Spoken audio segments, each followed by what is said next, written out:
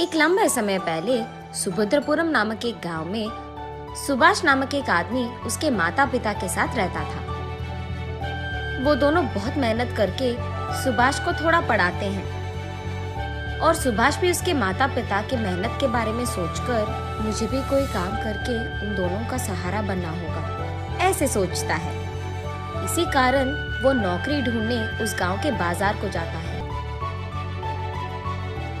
ऐसे वो 2 दिन मार्केट में जान पहचान के लोगों को काम के लिए पूछता है, लेकिन सभी ना ही कहते हैं। तब वो आखिर में प्याज की व्यापार कर रहे एक बूढ़े आदमी से काम के लिए पूछता है। क्यों दादा, मुझे तुम्हारे दुकान में कोई काम मिलेगा क्या? मेरा छोटा सा व्यापार है बेटा, तुम्हें देने के लिए मेरे पास कोई काम नहीं है। हाँ, 2 दिन से घूम रहा हूँ दादा, कोई काम नहीं मिल रहा है, इसीलिए तुमसे पूछा मैंने। ऐसे दुख में कहता है, यहाँ काम करने से बेहतर तुम कोई व्यापार कर लो बेटा। मेरे पास व्यापार करने के पैसे कहाँ से आएंगे दादा? उतने पैसे ही होते तो मैं नौकरी के लिए सबको ऐसे पूछ क्यों लेता?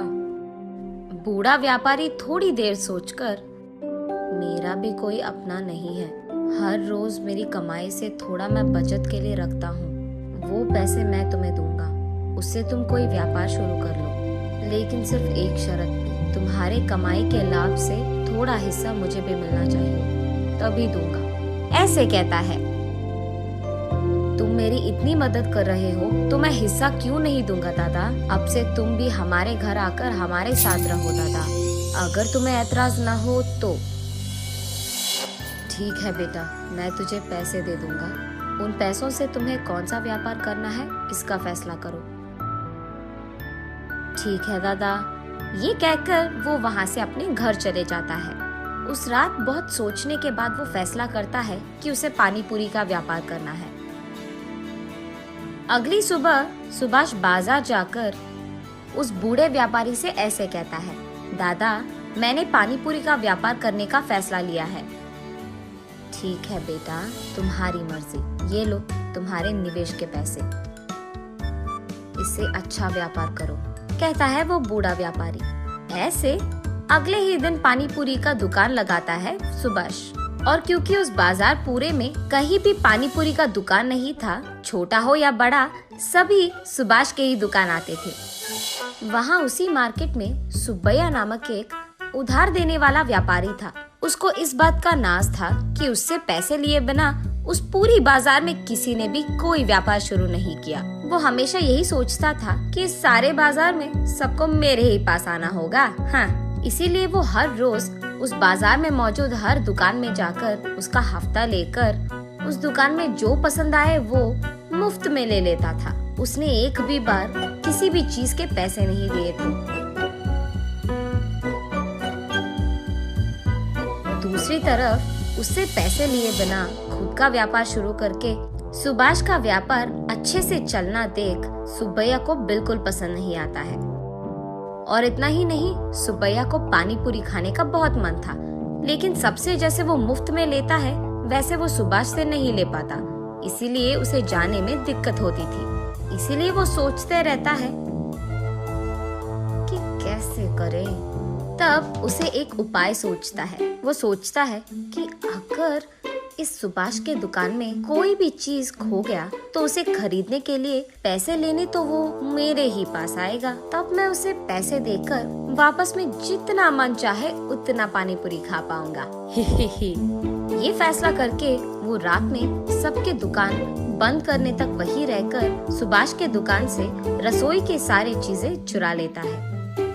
अगले दिन जब सुभाष अपने दुकान खोलता है तो वो देखता है कि रसोई में सामग्री पूरा गायब है। अरे रे, खाना बनाने की सामग्री कहाँ है? अयो, अब क्या करे? वो ऐसे परेशान रहता है जब वहाँ बूढ़ा व्यापारी आता है। बात जानकर, हाँ, अब चिंता करके कोई फायदा नहीं बेटा, पहले ये सोचो कि सामग्री कहाँ से लाया जाए। ऐसे कहते हैं, व्यापार शुरू करके कुछ ही दिन हुए हैं दादा, इसीलिए मैंने कोई पैसे नहीं बचाए, अब क्या करूँ मैं? ठीक तभी सुब्बैया वहाँ पहुँचकर कहता है, हाँ, इतनी सी बात, अब जो गया वो गया, उसके लिए अब चिंता की क्या जरूरत है? वो सामग्री खरीदने के पैसे मैं दे दूंगा, बस जल्दी अपना काम शुरू कर लो, ऐसे कहता है। सुब्बैया के बारे में जाने बिना सुभाष उस बूढ़े व्यापारी के कहने से पहले ही, बहुत धन्यवाद साहब, सही समय पर मेरी सहायता कर रहे हैं आप, ऐसे कहता है।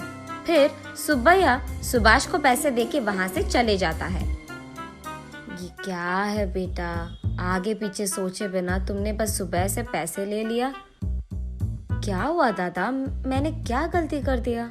हमारा व्यापार तो ठीक चल रहा है ना, तो बस उसका उधार जल्दी चुका दूंगा, ऐसे कहता है सुभाष। तुम्हें सुब्बैया के बारे में कुछ नहीं पता। उसके पास एक बार उधार जो ले लिया, हमेशा हमेशा के लिए पैसे लौटाते ही रहना पड़ेगा। इतना ही नहीं, उसको अगर हमारे दुकान में कोई भी चीज पसंद आ गया, चाहे वो कोई भी चीज हो, वो मुफ्त में ले लेता है। इस सारे बाजार में मैंने सोचा सिर्फ तुम हो जो उसके मुंह नहीं लगे, लेकिन आज तुम भी उसके जाल में फंस गए।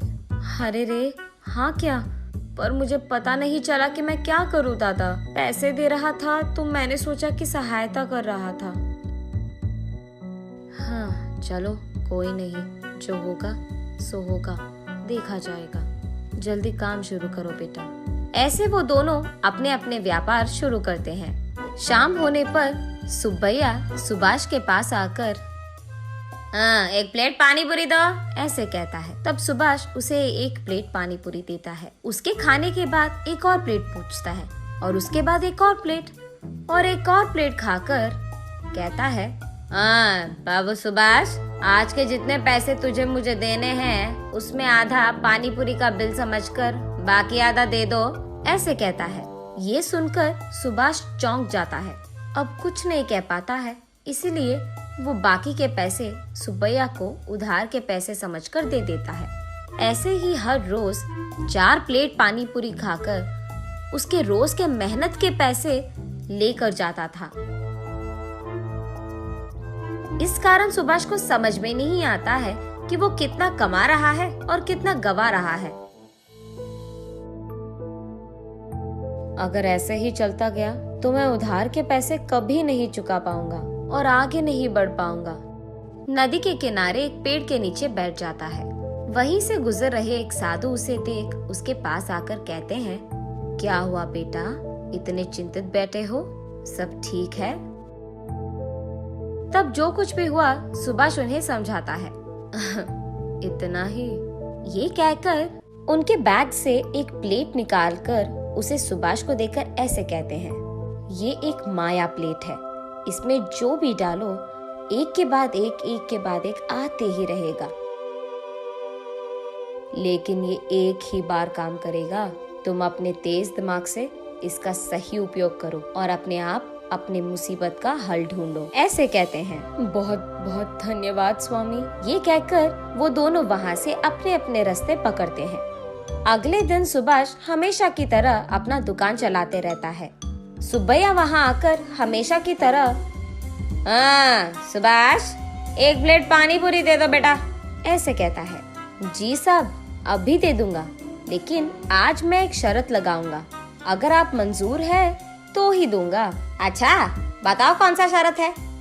प्लेट में मैं जितने पानी पूरी देता हूँ उतना आपको छोड़े बिना पूरा खाना होगा। अगर आप खा पाए तो मैं हर रोज आपको दुगने हफ्ते के पैसे और दुगना पानी पूरी दूंगा, और अगर आप नहीं खत्म कर पाए तो मेरे से ही नहीं, इस बाजार में किसी से भी आप मुफ्त की कोई चीज नहीं लोगे। मंजूर है? सुब्बैया थोड़ा सोचकर, हैं, इतनी सी बात, एक प्लेट में कितने ही पानी पूरी रहेंगे?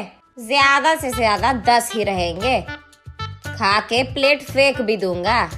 हैं, ठीक है सुभाष, मुझे ये शर्त मंजूर है, दो वो पानी पूरी का प्लेट। ये लो साहब, ये खाओ, ये कह के वो प्लेट देता है। सुब्बैया जितना भी खाए उस प्लेट में पानी पूरी खत्म ही नहीं हो रहा है। सारे पानी पूरी वही के वही रह जाते हैं। ऐसे 1 घंटा बहुत मेहनत करके खाने के बाद भी पानी पूरी के प्लेट में सारे पानी पूरी वैसे के वैसे ही रहते हैं। मैं थक गया, मैं हार मानता हूँ, ऐसे कहकर वो अपने पेट पे हाथ रखकर अपने आप को खींचते हुए उसके घर पहुंचता है।